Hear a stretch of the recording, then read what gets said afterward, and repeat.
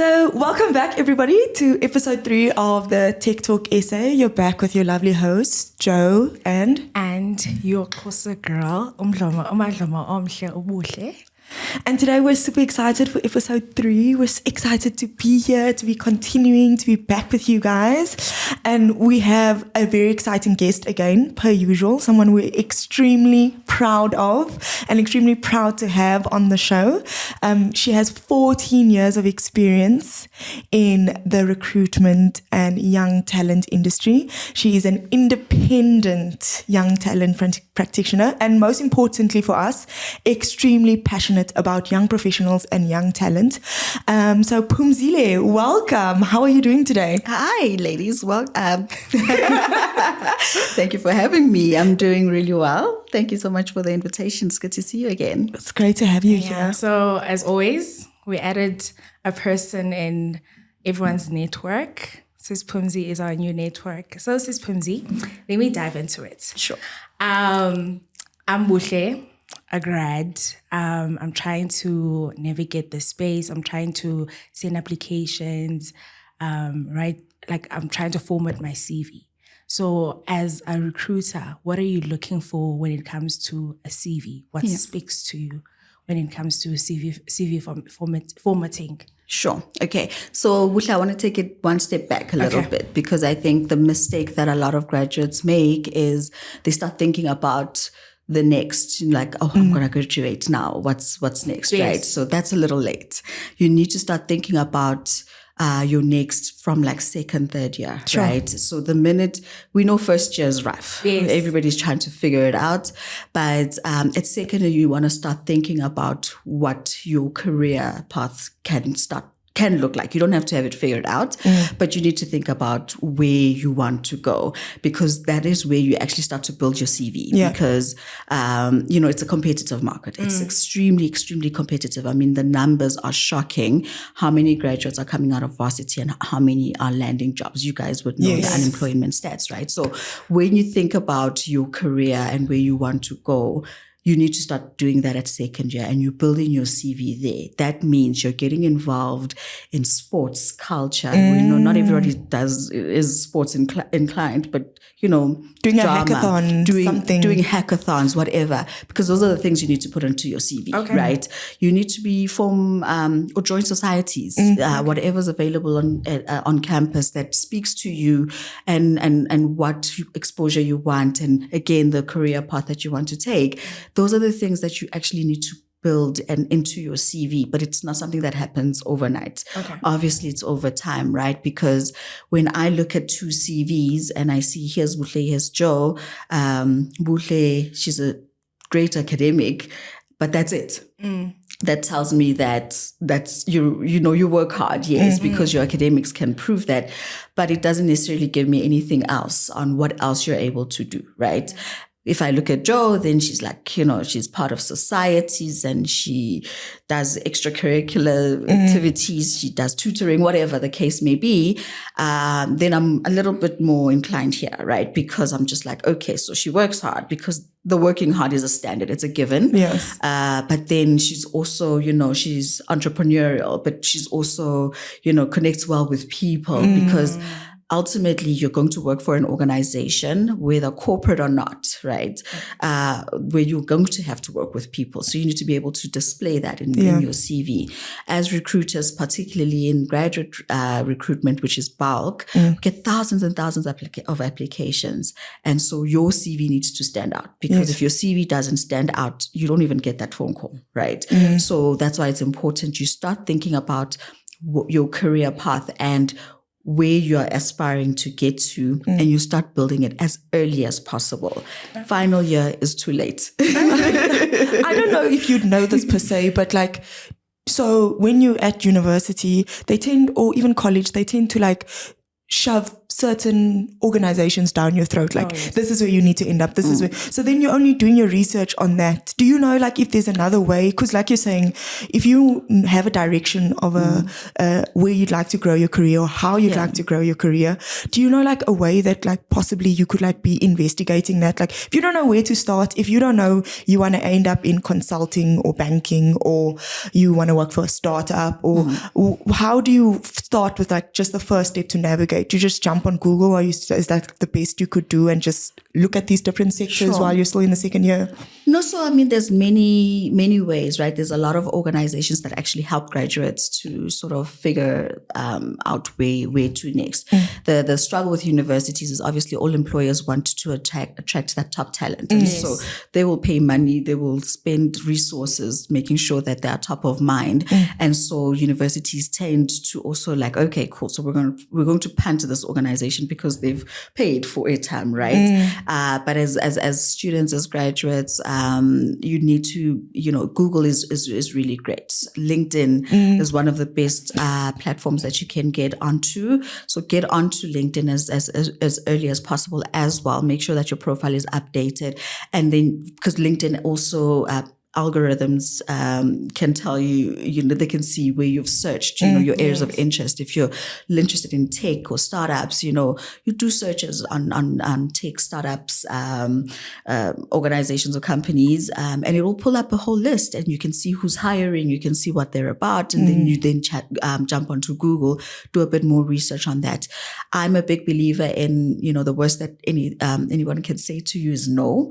So if you see something that you like on LinkedIn and you see there's the CEO, there's somebody that's doing what you think you want to do at that point, pop them an email. So you're an advocate of sliding into I am an advocate of sliding into the DMs. Sliding into the DMs. The private messages of LinkedIn. That was Butle's advice from episode 1. She was like, all through her university, she was 100%. sliding in personal messages of LinkedIn, putting herself out there. So 100% resonate with that. Yeah, absolutely. And when you do that, you like be very intentional, right? I'm reaching out to you because of 1, 2, 3, and would like to connect. And then check out where they are. Are they, in the same region as you? If they're open to it, ask for a coffee chat.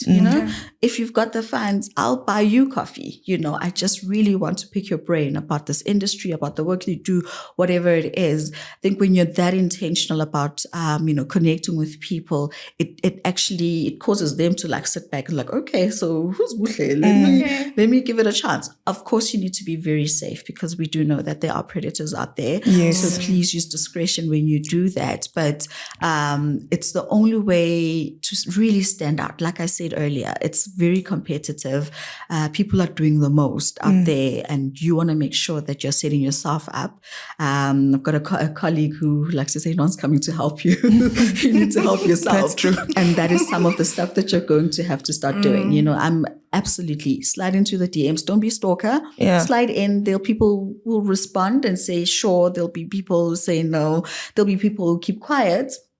And that's okay. You keep it moving. You will land that 1 or 2 or 3 people and eventually. Definitely don't give up when they don't reply to you. No, absolutely not. Don't give up. Yeah. You can try again. Give it 2 weeks, and come back and say, hey, because then it shows you really want something, right? It shows you really want something. You know what I mean? Because also LinkedIn is one of those platforms where if I'm a recruiter, then I should be spending a lot of time on LinkedIn because that's where I'm finding the talent mostly. But if I'm not a recruiter, I'm not necessarily spending a lot of time on LinkedIn. It's like there's people who dedicate certain days in the week or certain hours in a day. So you know that they're not necessarily going to get to everybody on that day. So you be patient, slide in there, and a week later, if you don't have a response, you come back again, different angle or whatever, but just, try and keep it minimal. You don't want to come across as a stalker as well. But you want to make sure that your messaging is compelling enough for people to pay attention. And you see, like, it's competitive. So we know how competitive it is as graduates to get into the market. But say, for example, I don't come necessarily from a university. Yeah. Does that make it more competitive for me? Should I be trying to be doing even more to try and get there? Because we see like this divide between people who've done like their postgrad nowadays, because even just an undergrad is not enough sometimes. Yeah. You need to do your postgraduate. And then there's people who have done like boot camps or gone to a college or a technicon where they have more hands-on experience, especially in the technology sector, right? Yeah. So they get to do all of those projects and then they have all those projects listed. Does that mean I'm Joe, I come from a technicon, Buhle has a postgraduate degree from a university. Yeah. Does that mean when you look at it, it's different? It's going to be different for us and I need to do more to maybe put myself on the same level? Yeah, it's a very good question, Joe. So I think it really depends on the type of employer, right? Some employers will look for just that postgrad qualification. You need to have gone to a university. You need to have gotten an honors, a master's, or whatever the case may be. And that's perhaps because of the nature of the environment or the type of work, right?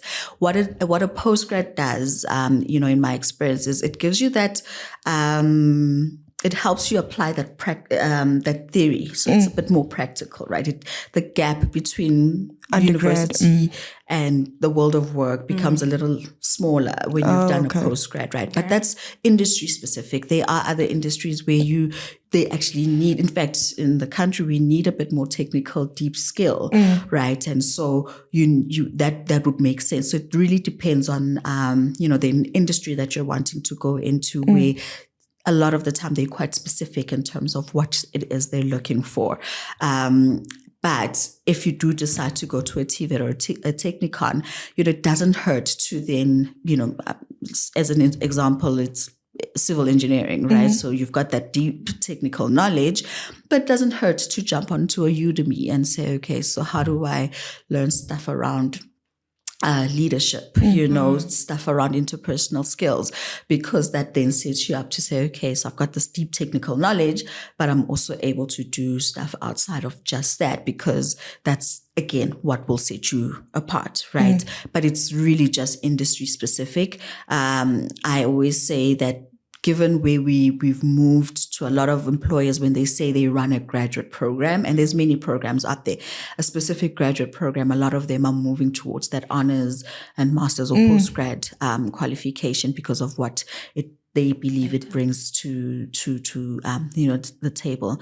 But there are other ways to supplement, your undergrad or your diploma, your technical qualification. You just need to make sure that, depending on your industry, what is it that makes sense? Where do you want to go and what makes sense? And I know a lot of the time, and our country where we find ourselves, education is expensive, right? And so I'd really like to do a BCom at a university, but my parents can't afford it, or I don't have parents, Yes. I don't know where this funding is going to come from. And so I now need to go to a Technicon that's local to my home, where I can walk or take one taxi, and so the circumstances are different, but there are ways to supplement that to make sure that you eventually do stand out as well. And I think it all relates back to exactly what you said at the beginning, which is if you have a direction, even if it's like your second year or your first year, you would know what industry you're going to want to go in, and you would know what need and is required to get in there. So if you need to do those extra Udemy courses, because you've done your research, you've already upskilled to get you to that level. So it's also a mistake. Like, I would have loved to have chatted to you maybe first year. It's also a mistake I made. I had no idea of the direction I would have liked my career to go in. I didn't even think in second year to sit and think of having a job. I was just so focused on studying and getting a degree and passing. I was just like, can I pass or am I going to fail? Can I pass? So I didn't think, and that's such great advice, actually, to just sit and have a direction. Even if that direction doesn't work out, I would have at least researched my ideas that I thought would not work. And then I could like bounce back on maybe why I could potentially be in a different industry. 100%. So that would have actually worked out great, I think, if we both done that. I feel like when you're at school, the only thing you concentrate is your academics. So, and you never have time to just be like zone out and be like, okay, let me actually think about my future. Yeah. I think it's important also, I mean, you know, as employers, we also almost like, it's a career fair and whatever, you know, but it's actually great to have students come through to these career fairs, because there you actually getting one-on-one time with somebody that's in an organization that you're interested in. So even if you are at first year and you still listen, I just want to get through this term or whatever, go to the career fairs, because there you start to get a proper understanding of what each employer offers and what you could potentially do. There's so many opportunities out there, and I think we can definitely as employers do better in getting the education or the information out there, because there's in-service work, right? There's back work. There's job shadowing. You know, some organizations, I spoke to another colleague of mine who's in the law firm, and they offer job shadowing for grade 10s and up until matric, right? Not many people do that, but it's so important, because at grade 10, of course, you don't know what you don't know, right? And then you think you want to be a lawyer, but maybe you also want to be a doctor, but you also maybe in engineering, you know, is appealing, because as an engineer, you can work really anywhere. So it's like, okay, you know, but there's a lot of work that employers need to do, but also there are a lot of opportunities that are available for learners in matric or students in varsity or technical colleges to actually get that job shadowing. Spend 3 days in an organization and you figure it out. Like, is this it, or should I be looking elsewhere? The point is to be proactive. You know, be intentional. You're spending a lot of time. I mean, 3-4 years at varsity, and to end up in a role that you hate or not enjoying. It's sad. It's really, really sad, you know? So there's now, I mean, back in my day, it was just like, you just have to do what you have to do. But I think for the younger generation coming into the workforce, you guys have so many more options, right? Because there's so much more information, so easily available as well, that you just have to be intentional about it. You can't leave it up to your lecturers. You can't leave it up to your parents even, you know? And a lot of us do. And a lot of us, that's the problem. Yeah. And I also wanted to add about this career fair things. I know I'm one of those students that only went to career fairs for freebies. Yeah. So please a lot. I only went the first year, second year. Definitely went to career fairs. The branded merch. Yes. Like, okay, I got a mug from this organization. I got a pen from this stationery. And it's usually before exam season. So I'm also one of those. Guilty. I was also one of those students that you used to do that. But please use those career fairs to network. Be more intentional about why you're going there. Yeah. And you'll see a lot of employers are now just doing away with the freebies, right? Because it's like, okay, quality versus quantity. So I'm okay to have 2 students come talk to me. I'll spend the whole day there, only if they really want to talk to me, because I'm just not here to give out stuff, you know. And you'll see a lot of employers actually get there and they don't have anything. And they're just like, we just want to talk, you know. And those students that actually come and engage, those are the ones that are then on the radar, because it's like, okay, this person spoke to a Joe or a Butle and they were very interested. They didn't ask me for freebies. They didn't ask me anything except for my business card. I need to keep these girls, you know, on my radar, because, you know, they really have a keen interest in the organization or the industry. So yeah, times are changing. And that's not another thing, like, not a lot of people tell us about, like, networking and approaching people to a certain sense. Like when I was in university, I thought, like, who's going to take me seriously? Can I really approach these people? Like Pumzile, who's worked for 14 years, Joelle, who's like a little baby coming up to her. So I also feel like sometimes we lack the confidence to be able to go and say, like, this is actually what I really want to do and put myself out there. Even when you're going through the interview process, which we'll get to talking with you about as well, we also feel like there's like, I just felt like I lacked so much confidence when I secured the job and I could come in and be 100% Joelle and everyone could see me. It was great to do that, but that was only because I felt like it was finally safe. I had the position and I knew I worked there, but like every single year before that, while I'm studying, while I'm doing everything, I just lacked the confidence to be able to do exactly what you're saying. Yeah. And I mean, that confidence thing is very tough, right? I know personally for me to actually get to a point where I felt comfortable enough to speak up even about stuff that I was uncomfortable in the workplace, right? So like it was hard, you know, as a female of color, I grew up in a household where I couldn't talk back. Yes. You know, you don't have opinions. I don't have opinions. It's like my mother's way or no way. And so that stuff actually builds up and it almost manifests into the world of work. Even in university, you know, you're unsure about what this lecturer is saying, but you're too scared to ask because you're worried that people are going to laugh at you or he's going to think you're stupid or whatever the case may be. That is unfortunately internal work that needs to happen. I think the sooner you realize, you know, some of these development areas about yourself, the sooner you can actually get the help that you need. There's a lot of resources available as well, you know, online, and even people that are willing to give up a bit of their time to do a bit of coaching. I mean, I do a bit of grad coaching as well, and you know, it is a piece of work that you have to do internally. Universities or institutions will try and implement, but nothing as deep as, you know, that individual. So you need to be aware, you know, start thinking about it, be aware that, okay, maybe I am afraid of speaking in front of people. You know, what can I do? I've spoken to many grads in the past who've said, look, I know that public speaking wasn't my thing. And so I took up tutoring. And then as a result, I learned to, you know, do presenting. And then I did Toastmasters, you know what I mean? Yes. So there's lots of resources that are available, but it takes you as an individual being aware that this is something that I lack and I need to learn. Okay.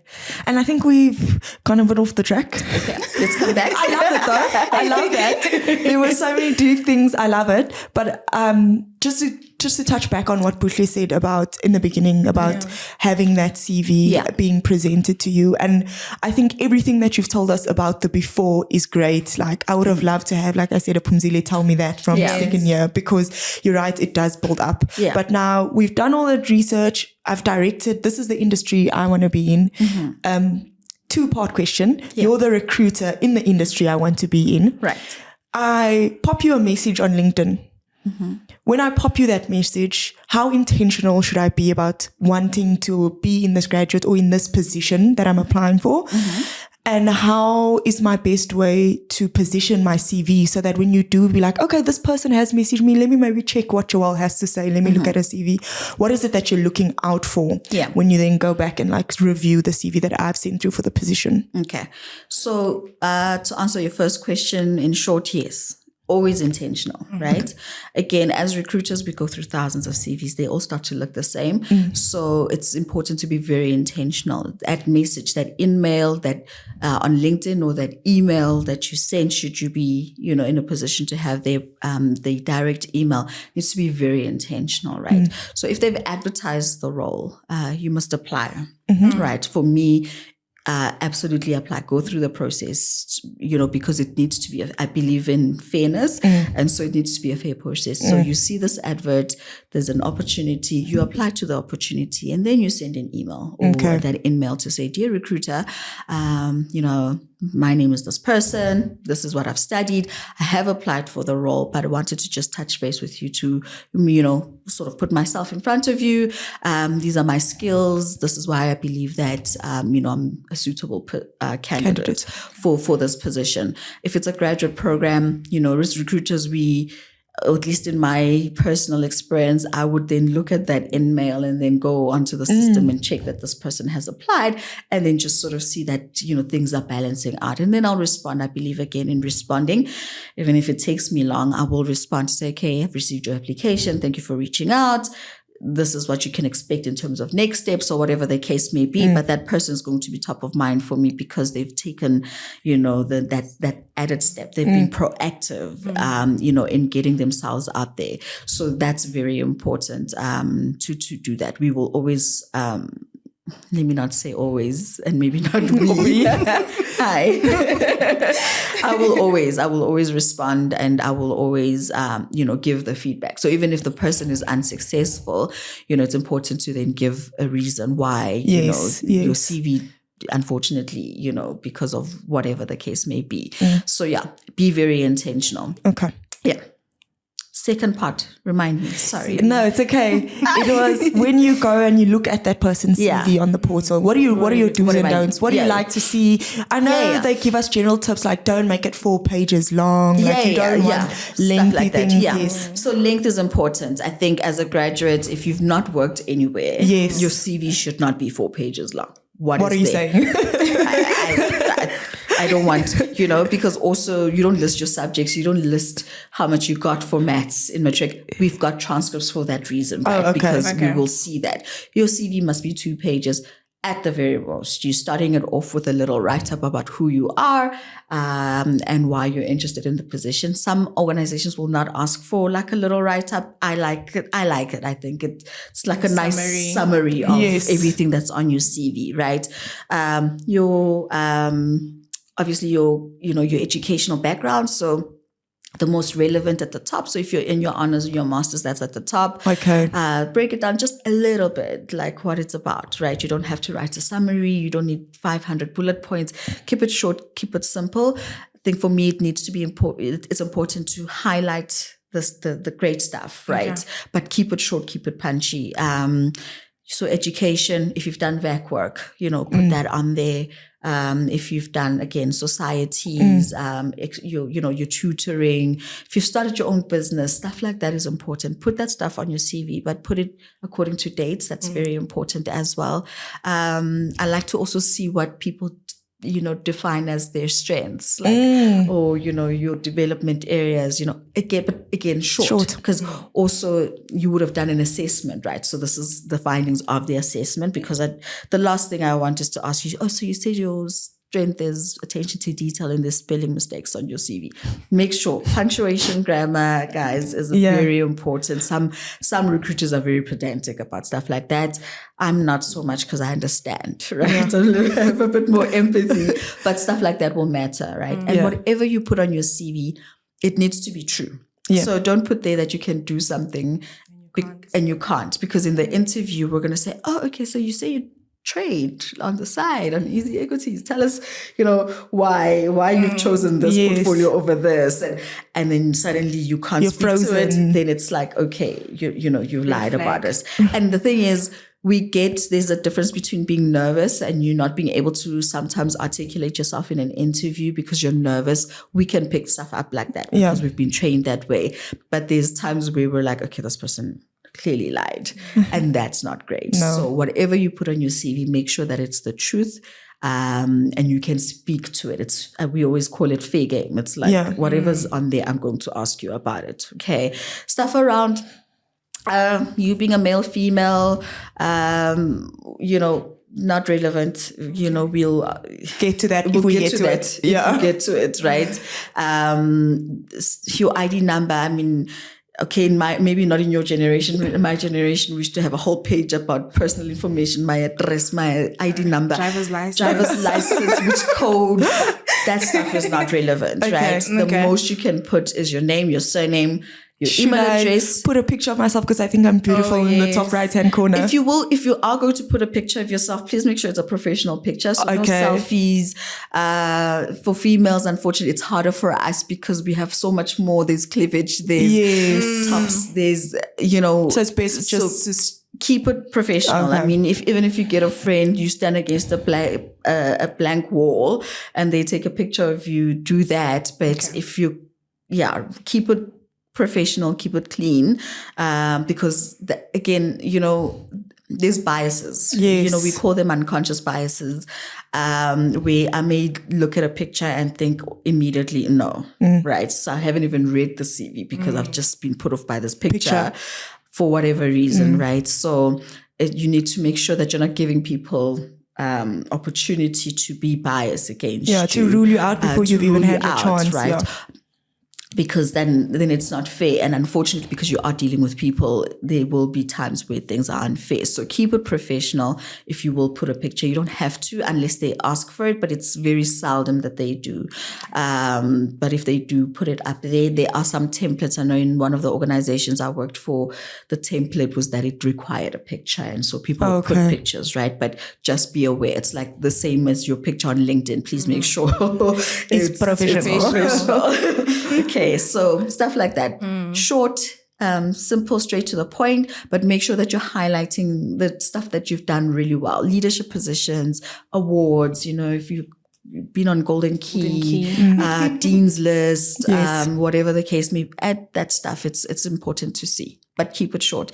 Nothing more than 2 pages. As graduates, really, there isn't anything more that you can tell me on 4 pages. I'm not going to read 4 pages. Yeah, unless I write down what I eat every day. Which I don't really care. I don't get that. Yes, you know what I mean? It would be too excessive. Yeah, and anything interesting, right? So there's people who've climbed Mount Everest or have done Ironman or, represented South Africa wherever, stuff like that. That's interesting stuff. So put that, so even if you think it's irrelevant to your job, it could be interesting. It could be interesting. More than just an employee. 100%. They want to know a person that they're hiring. Yeah. 100%. You're working as part of a team, as part of a greater organization. So that stuff will be important. Okay. And a tricky question. We actually had this asked by us to ask you. And it's not necessarily in the grad space, but it's more like for young professionals. So now I've worked for a year or year and a half, and I'm upskilling myself in different ways. I'm getting certificates, but I'm in an organization where I haven't necessarily gotten hand-on experience. How do I then frame myself in a better way? Because I want to move out of this organization now in a way where I can position myself where I look still well without having that experience that we know is crucial, right? Because when you're coming in as grad, you see there's not a lot you can say. You've studied, you have a degree, and you've probably done other extra things. But now you've worked for a year and a half, and companies would expect you to have some level of experience, but you're in an organization where that's not necessarily happening for grads and happening for young professionals. How do I then position myself with just my certifications that I've been doing, because I know it's important to upskill, to then go to a next employer to position myself where they see me as someone who could be valuable, who could bring a lot to the organization?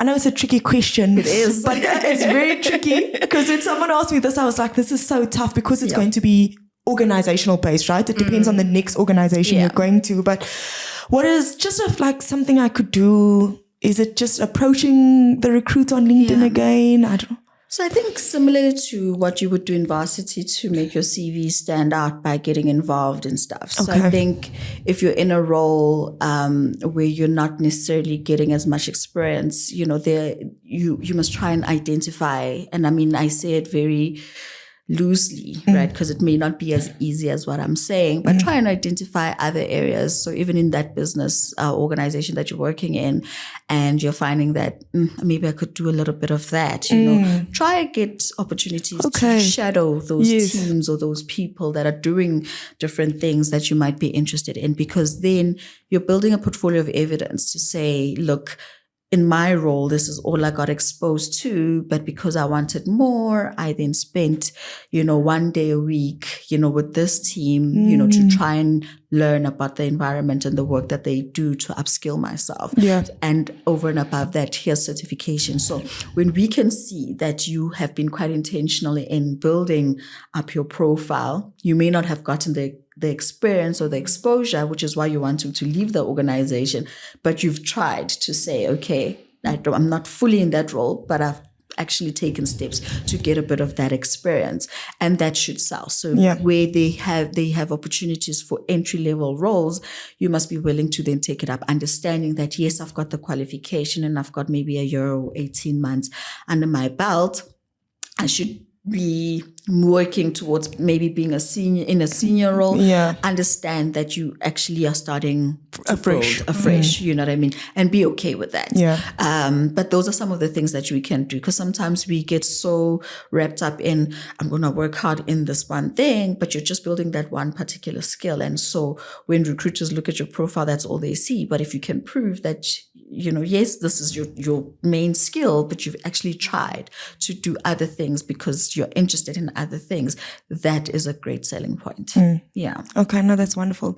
I think like people will think doing things like shadowing would take them off their job track, because when you start you think I can only do this one thing, right?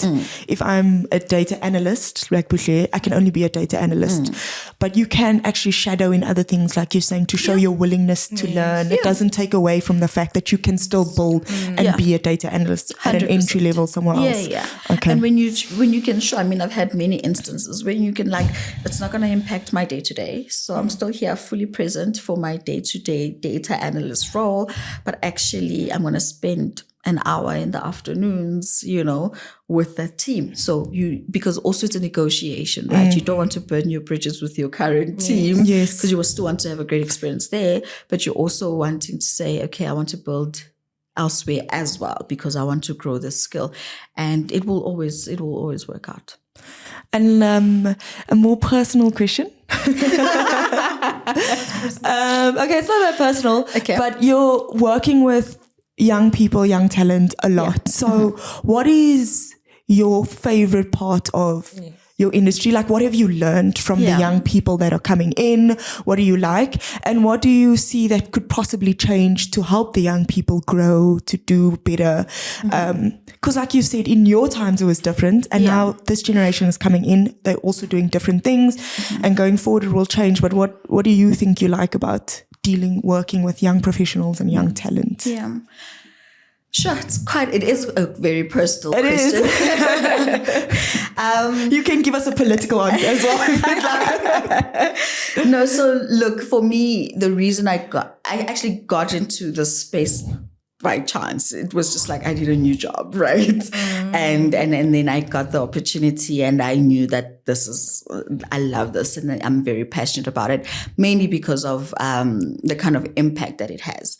As a woman of color, and given our history and our background, I got to truly see outside of myself and my situation or circumstances, what it means for a graduate, for the community. Yes. For the family, for the community.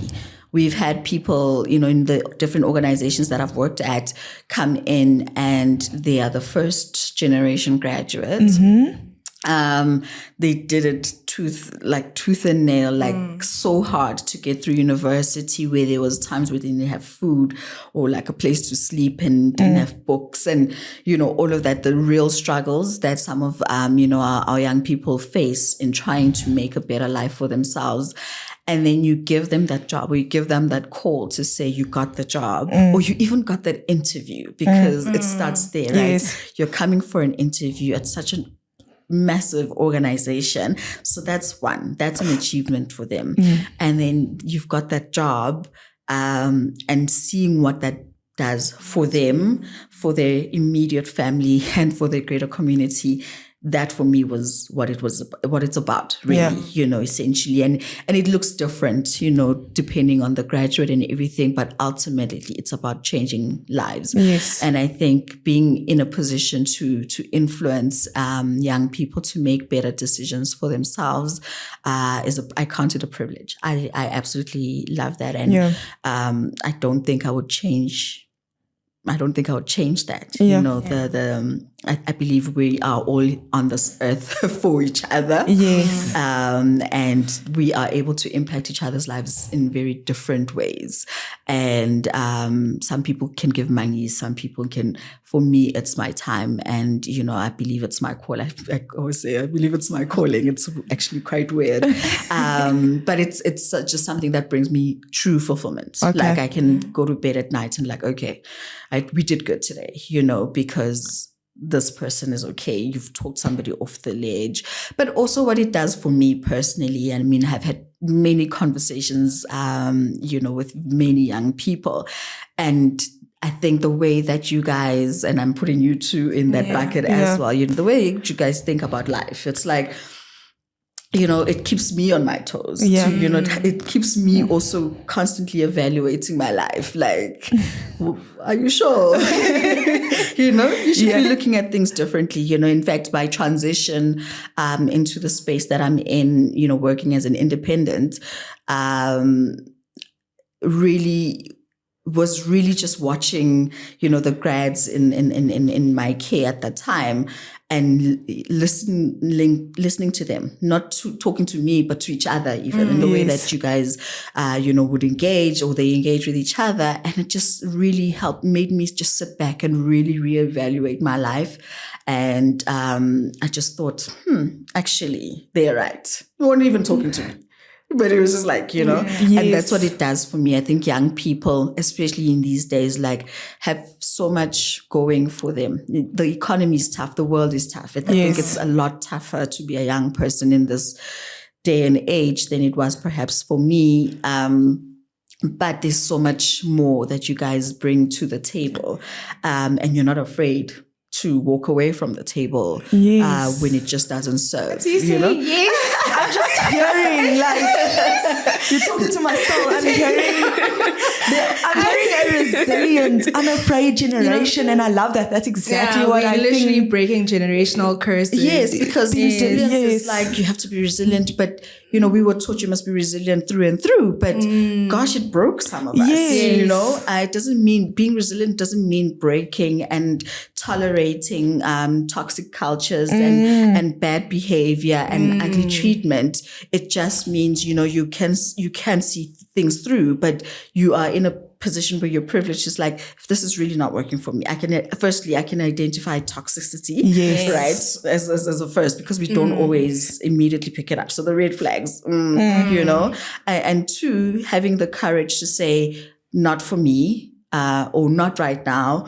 That's what I really love about young people. And we're seeing a lot more of that. I mean, there's a lot of talk, they're very entitled and this and this. And there is a lot of that happening. But I think for the most part, in my experience, I've actually seen young people taking a stand and saying, actually, if it's not working, it's not working. And I'm not going to break trying to prove that it can work. Because if it can't, it can't. And it's okay to walk away. And that's what I love about young people. I've got a daughter, and listen, she will tell you, like, I'm not doing it. Why must I do it? I don't want to do it. And then I sit, I'm like, should I force her or should I just let her be? You know what I mean? But like I say, it's a constant, for me, evaluation of self as well, to say, is it worth it? Is it not? Should I walk away? Should I hang on? Should I change perhaps? Am I in a position to change it so that it works? And being okay with it not working and walking away. See, it's so different. Even through the way you speak, you can hear that you're passionate about young people, though, right? Definitely. Not everyone in your industry is going to be the same. Yeah. So for you to like sit and listen, your passion comes through like to the fact that you can actually listen to young people, because a lot of the time young people think people don't listen to them, or that they shouldn't speak up because their voice is invaluable. There's people with a lot of experience. So I don't know. I just wanted to give you kudos for that. Like, your passion for young people is inspiring and actually makes you want to continuously work in the industry, even if you think maybe you shouldn't be working. What are you saying, Joe? I'm not saying it. I was supposed to say something about calling and all of that. I wanted to ask you, like, how did you feel when you got that first call that, okay, you're getting this job? Ooh, that's such a good question. Let me just think back, I've got so much experience. I'm joking. I just arrived. For me, it was surreal. Like, I don't know. I didn't think I would get a job, to be honest. I was just hoping, because, in tech, you need to get experience. Yeah. I was just hoping I would get experience before I could continue studying and learning more. Because like you said, sometimes learning is very theoretical. And I just thought like, I don't think I'd get a job. Like, there's so many people who do so much more than me out there. So many people who were smarter than me, who had better academics. I had failed. I had failures on my first year of my transcripts. I don't think I was taking life as seriously then. So I thought like my failures would outweigh the things that I had done. So when I got the call, it was for real. It was surreal. It was a moment that I was like, wow, this is all my mother's hard work coming to life. Like I felt that in the moment. But then after that first call and you get the other calls, I was like, yes, girl, I'm doing it. The confidence. And the confidence boosted. It builds. I was like, you want me and you want me? Sure, let's talk. Like the confidence builds. But that first moment, yeah, I don't know. I didn't believe it was something I was worth giving until I had interacted with a recruiter who was extremely passionate about, and you could tell it from the word go, like, so I felt like it was worth me being in that space. And it also then leans towards the organization you go into and the choices you make. But it was definitely I had to sit with my mother and talk through my emotions because she definitely understood. A single mother, she's my rock. So I went back to her, just chatted to her, and she was so proud, like seeing how proud she was in that moment. I was like, nah, I'm doing something right. Like, yeah, you are. I am doing something right. How did you feel? Yeah, I cried. I definitely cried. I also didn't believe it because I also had the same thoughts that there are better people than me, smarter people, and all of that. And one thing about me is that I've never been very outspoken. So I was like, oh, there are outspoken people than me, people that are networking than me, like way better than people than me. So I also didn't think I'd get into the space or had the confidence of getting into the space. So when I got that call, I literally cried. Yeah, so you see what you're right. That phone call you're making makes a huge. Even if for the phone call for the interview, I was like, no way do they want to talk to me. Interviewing is so different now, right? Because it was for my interview, my first interview ever was a virtual interview. And my mother was explaining her first interview for me, and she did it was different time. She didn't have a degree, but she went there in person. So first impressions really mattered. So she was like saying to me, okay, Joe, you need to make a good first impression. Yeah. And I'm thinking, how do I do this via a Teams call? Yes. And I just had my top that was dressed very professionally and my sleeper pants, my sweatpants on the bottom. I enjoyed the virtual interview. Yeah, so that's what's different in the space, right? It allows people who could be typically introverted to actually excel as well by doing that, not feeling the pressure of being in the comfort of your home or the space that you're choosing to do the interview. Because I knew if the interview was face-to-face for me, I'd be so intimidated and I'd just shut down. And it's interesting you say that. Sorry to cut you, because, there's people feel differently about it.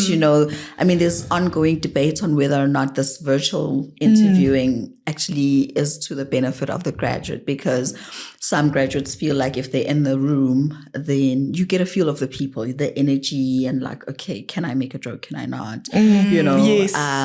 Whereas on Teams, that's all we're getting. We can't read, expression, really, body language and all of that stuff. So there is actually an ongoing debate on whether or not it should be done away with now that we are in a position to, or should we just continue? But I mean, again, it sparks a different debate around, graduates needing hybrid. So if you're forcing me to come into an in-person interview, that doesn't mean I have to be in person every day. Does that mean I have to relocate from Cape Town? It's sparking a lot of debates because we don't know what the future world of work will look like, but we're listening to what, the graduates coming out of the system, to what they're saying. And it's like, okay, how do we then tailor this or adjust this to make sure that we're not excluding anyone? Yes. Does it make sense to do it in person? At some point you're going to have to, but at what point do we have that? And so it's very interesting that you say, you like the virtual and the other one is just like, I don't know. I definitely liked it. I don't want to like that my interview process was hybrid. So remember, because we went through the same. It initially online, so our first one, but then we had a chance to come up to the organization and we were in person. Some people also did their final interviews in person with the heads of departments. It was dependent. Mine was online, which was fine because I'm in tech and I like to see, but I like to see that the organization was hybrid. So I enjoyed both, the fact that there was both.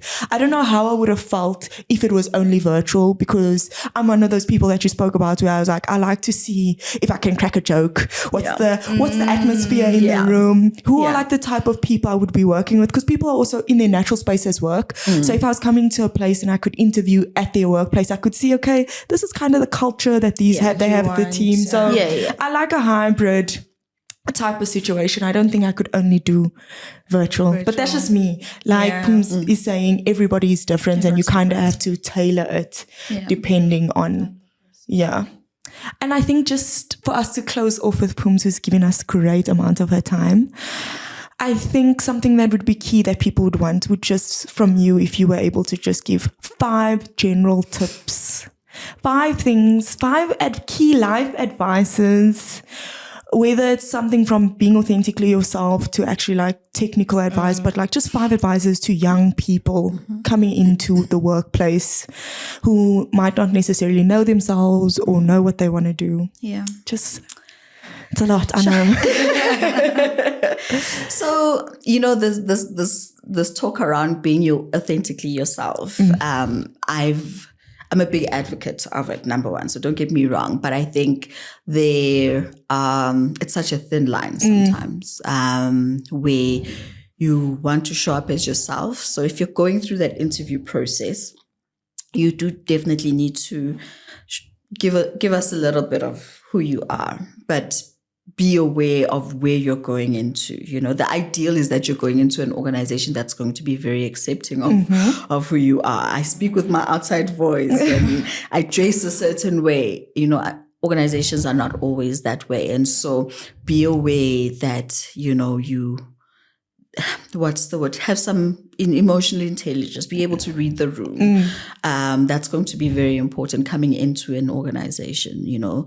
It's not to say that you then have to blend in and necessarily at that point, but just be aware but how far you can push, you know, because you don't want to stick out like a sore thumb where it puts people off, but you also don't want to lose yourself in trying to fit in.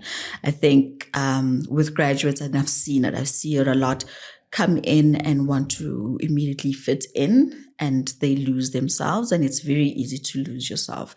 So just be aware of who you are and make sure that in you building your career and working hard and connecting, you're not losing the core of who you are, because the minute you do, then it's not worth it, right? So that's the one. So authenticity is very important, but it's important to be able to read the room. Right, read the room.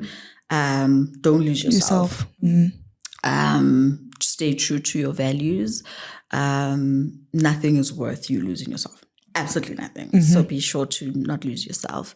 I've seen over the past couple of years, maybe 2 years, a lot of grads coming in. I mean, imposter syndrome is a real thing. I heard it in you too. I sat back and it made me sad a little that you didn't think you'd get a job. And it's like me and you know? Yes. A lot of grads get the job and then come in and completely struggle with, you know, do I even deserve to sit at this table? True. And whilst arrogance and egos is not a great thing, but you need enough of it to not feel that way. So find, I guess, maybe self-reflection constant, like a constant pulse check of yourself and where you're at, so that when those feelings of I don't belong start to creep in, you're able to deal with it a lot quicker. Again, lots of resources available, and there's a lot of organizations that have, you know, whole departments around diversity and inclusion that you should definitely link up to.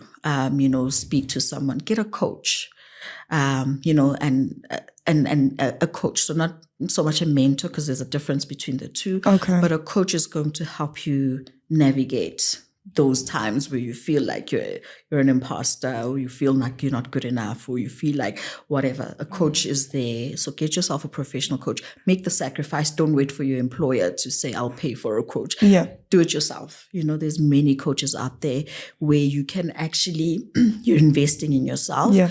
So that you can navigate all of these things. And then I think the last one for me is, I guess, this topic around politics, right? I read a book and actually met the lady who wrote the book, Niveen Posma. So I follow her on LinkedIn, and just, understanding when to get involved and where to get involved and when not to, right? No matter where you go in your career, whatever organization, whatever industry, there are different politics that you would need to navigate, and you need to make sure that you're on the right side of those, not at anyone's cost. So that staying true to yourself is important.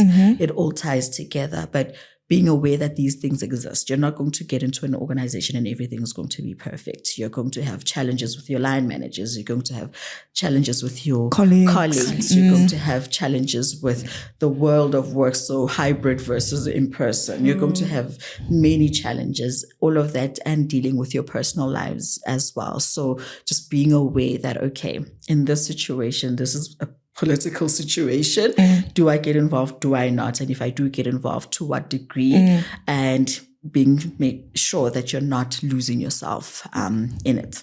How does that reflect on me getting involved, making sure I know everything? Absolutely. Yeah, okay. How you show up. There's always someone watching. Yes, always someone watching. You just want to make sure that the person watching is seeing the good stuff, so be strategic, there's nothing wrong with that, but always make sure that you're staying true to yourself. And maybe just the last one, connect. Network. Connect, build a network. You coming into, Joe mentioned that you're in data analytics. Don't stay just there within this team, because then you view the world or that environment through this lens of this team, right? Through your line manager, your colleagues, your team leads, whatever the case may be. Branch out, if you want, because your next opportunity is not necessarily going to come from that team. It's going to come from someone else. And if you're not putting yourself out there, then no one knows. Build a network, connect with people authentically. And again, you can be strategic. In the world of work, you can build relationships because you want to progress your career. There's nothing wrong with that. Just be authentic about it. You know what I mean? And there's many people that are looking to young people like, how can I impact someone's life? And I'm looking for that one person who's not afraid to speak up, or who knows their story, or will always put up their hand, because then you're top of mind. Whenever opportunities come, they think of you. So connect, build a network. The worst that anyone can say to you is no.